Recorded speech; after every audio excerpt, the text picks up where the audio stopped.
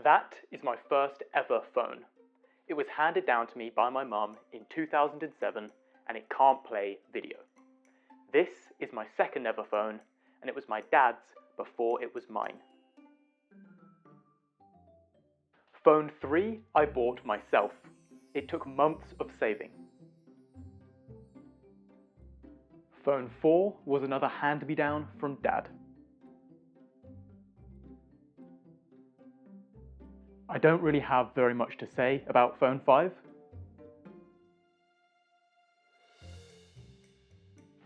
Phone 6 was my first iPhone and it still works just as well as the day that I bought it.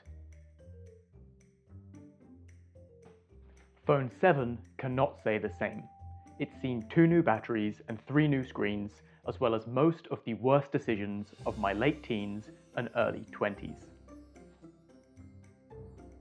Phone 8 was a good one that also lasted me nearly half a decade.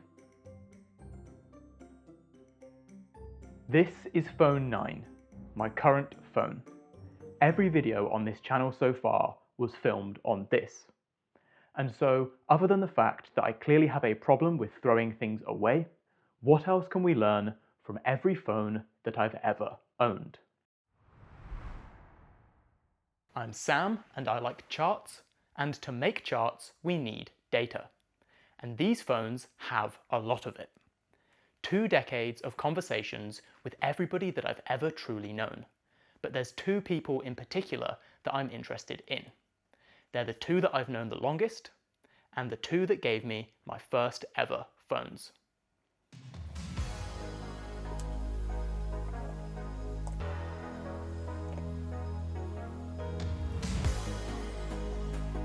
When was the last time that you messaged your mum or your dad? How many messages do you think you've exchanged with your parents over your entire lifetime? Who do you think replies the quickest or sends the longest messages?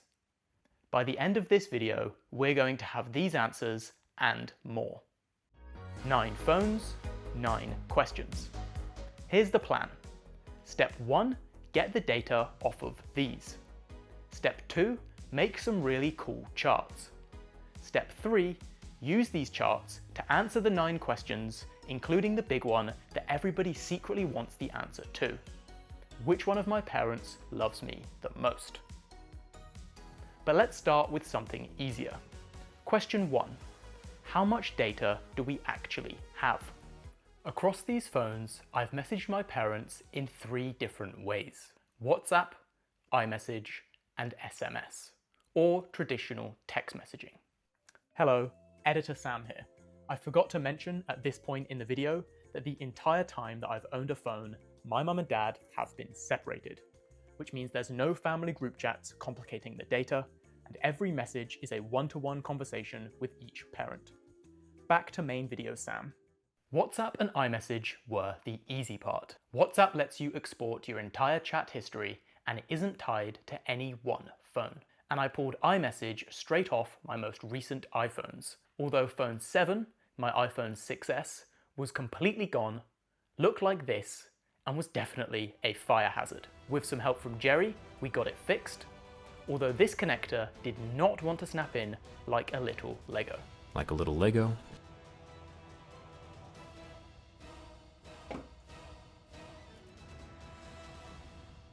The older phones are where things got difficult. These only had SMS messages on them. No WhatsApp, no iMessage, and no reliable way to transfer data. I tried to put a memory card into this phone, but it was the wrong size and jammed immediately. Next, I tried transcribing the messages manually, and quickly worked out that doing them all this way would take about 6 hours. So, to speed things up, I spent 2 hours photographing every single message, 8 hours writing code to extract the text from the photos, and another 2 hours checking that the code got everything right. Efficiency. So, 2 decades of conversations with my parents finally in one place. What does that actually look like? Before I show you, I want to go off on a quick tangent with question 2. How have the phones that I've sent my messages on changed over time. Using all of these again and fighting to get the data from them made me... Editor Sam here again. This tangent that we're about to go on, I thought was really interesting. So much so that I made a dedicated YouTube short about it, and nobody watched it. It's too integrated into this video for me to cut now, so I've kept it in, but I've used some state-of-the-art retention techniques to keep your attention during the next section. Using all of these again and fighting to get the data from them made me realise just how ridiculously fast phone technology has developed, literally right in front of our eyes. This chart shows how much each of my phones cost at launch, adjusted for inflation. At a glance, mobile phones have gotten more expensive, right? But here's the average launch price for the mobile phone market using data from over 5,000 phones. Things have stayed pretty much flat for 2 decades. It's not that phones now objectively cost more when adjusting for inflation, it's just that I've chosen to buy ones that are more expensive. Which for a guy filming himself on the floor talking to 9 of them, kind of makes sense. This made me wonder, does the same pattern show up in the phone's specs? If we represent phone price with the size of each data point on the chart, we can explore some other phone properties on the y-axis. Battery capacity has increased with every phone upgrade that I've made, and unlike price, the market average has climbed right alongside me. It's the same story for phone memory, or RAM, as well as for screen area, which is kind of insane when you think about it. Some of these specs have gotten orders of magnitude better, and average price has actually stayed comparatively similar. One problem with this rapid technology change is that getting data off of these old phones has become extremely difficult.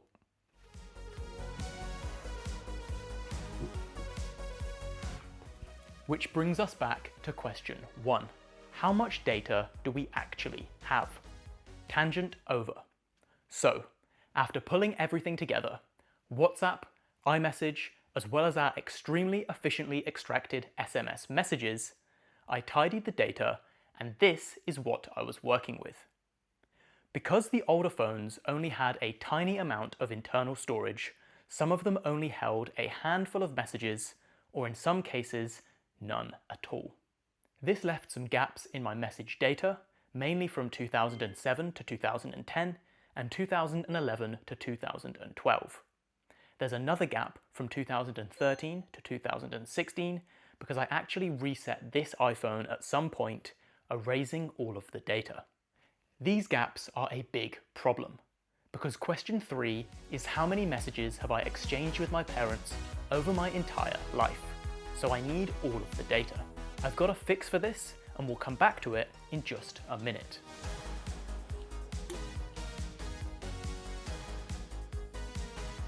But first, what can the data that we do have tell us? There are 5,749 messages in total, and there's almost a perfect split between the number of messages that I've sent and the number I've received. We can use this information to answer question 4, who do I send more messages to, my mum or my dad? If we split this chart by parent, we can see that I actually send more messages to my dad and receive more messages from my mum.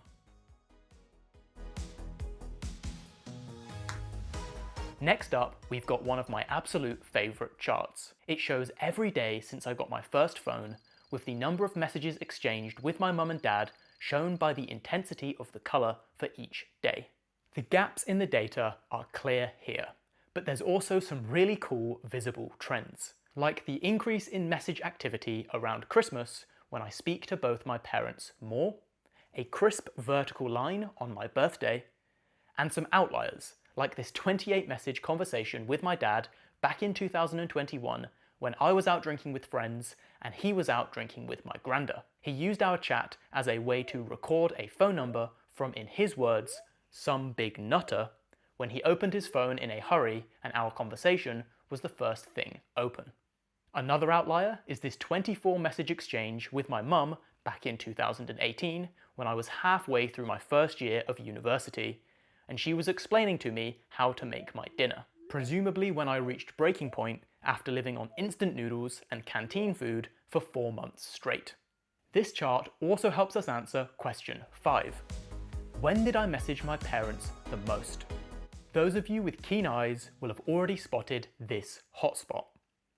A week where I exchanged over 500 messages with my parents, known now as the Great Bicycle Incident of 2022.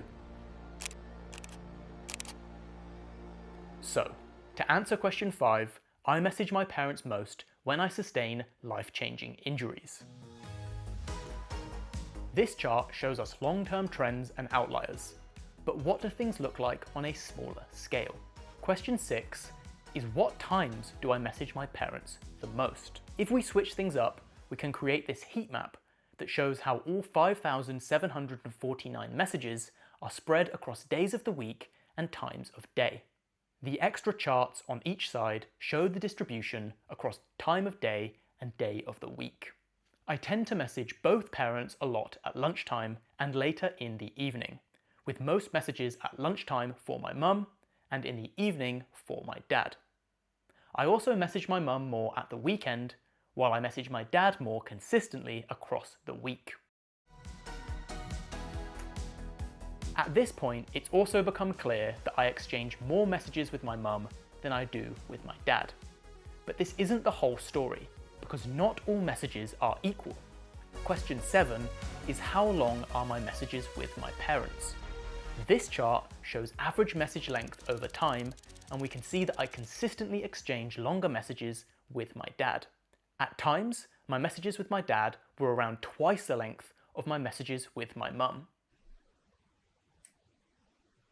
So I talk with my mum more often, but have longer messages with my dad. That leaves one other dimension for us to explore.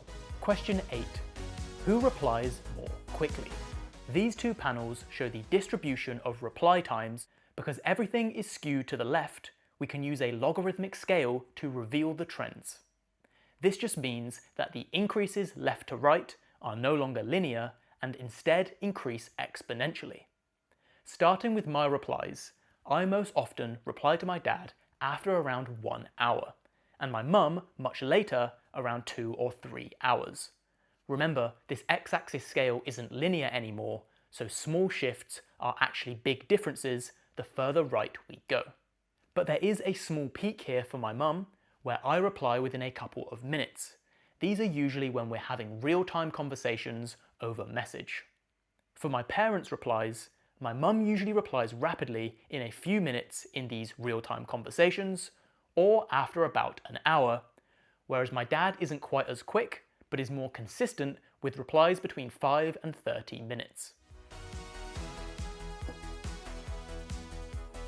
This dataset tells us a lot, but we still have the lingering problem of the missing data and question 3. I want to know how many messages I've exchanged with my parents over my entire life. So, how do we solve this problem? Modelling. We already have thousands of messages and predictable patterns. Using what we do have, I built, trained, and ran a model in Python to predict what my messaging patterns with my mum and dad look like during the data gaps. If you do want the details, just let me know. If there's interest, I can publish all of the code that I created. The phone data extraction, building the charts, the modeling, all of it. Just let me know in the comments down below.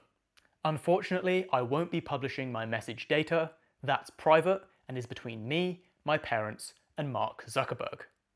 Probably. Is that a question? To validate the model, I deliberately held back some of the data that I did have, and then asked the model to predict it to check that it did so correctly. It won't be perfect, and if there were any major events during the missing data periods, like the Great Bicycle Incident of 2022, then it will miss these. But as far as I remember, I didn't break any bones during these years. This chart shows the completed message dataset. Monthly messages to my parents over my entire life. Or at least my entire life owning a phone. The shaded areas show the confidence intervals for the models, specifically the 95% confidence intervals. One thing that really struck me in this chart was the drop in messages with my dad when I left home to go to university in 2017. There are intermittent dips in messages with both of my parents, but this was one of the biggest. From memory, we'd call pretty frequently, but it still made me wish that I'd made more of an effort to stay in touch. And with that, we finally have the answer to question 3. How many messages have I exchanged with my parents in my entire life? 7,818. 4,919 to my mum, and 2,899 to my dad, plus or minus a few hundred because the model is not completely certain. This brings us to the final and most important question. Which parent loves me more? To tackle this, I've got one more trick up my sleeve. Sentiment analysis. Basically, I ran a different model over every message I had and ranked it on a scale from positive to negative. And if we look at the distribution chart for all messages, where right is more positive and left is more negative, we can see that things are basically identical for both my mum and dad. Neither is more positive or negative in their messages to me. Interestingly, we can also see that I'm consistently more negative than both of my parents, especially with my mum, and it's worse the further back in time you go. In fact, the most negative messages I've ever sent were all to my mum as a teenager for apparently no reason. I'm sorry, mum. So if this chart showed me one thing, it's be nicer to your mum when you're young. Ideally, before you're in your mid-20s, putting it into a YouTube video. What this chart didn't show me was the answer to the big question. Which one of my parents loves me more? It turns out I can't answer this one. The dataset is awesome. I can tell you who replies faster, who sends longer messages, who I talk to at lunchtime, and who I talk to in the evening. But I don't think I can ever answer this final question, and no model that I build or use is going to change that. This project has been a time. From spending 3 days filming a 1-minute intro to wrestling a fire hazard out of a 10-year-old phone. I've learned a lot, like I wish I was nicer to my mum when I was younger, and I wish I'd made more of an effort to message my dad when I left for university. I also learned that if you want to have more frequent communication with your parents, you just need to inflict yourself with a life-changing injury. Joking aside, this project actually got quite personal for me. Rereading conversations from throughout my life and reliving memories that I'd had with my parents over a decade ago. And so I've got one last chart to show you, and it's not from my messages, but it is one that I came across when making this video and seemed to be the perfect ending to this personal data project. It's inspired by Tim Urban's The Tail End, and it shows the typical amount of time a person spends with their parents throughout their life. Even though I've sent a combined almost 8,000 messages to my parents, and this shows no sign of slowing down, at 27 years old, I've already spent 85% of the in-person time I will likely ever spend with my mum and dad. And I'm one of the lucky ones still able to add to that last 15%. And so now that we've reached the end of the video, I'm not going to ask you to subscribe. Even though my channel banner is a super cool chart that updates every single day with my subscriber count. Instead, I want you to take out your phone and message your mum or your dad. Even better, give them a call or go and visit. But if you can't, then just send them a message. Right now. Do it. Thank you for watching to the end. I'm Sam, and I like charts.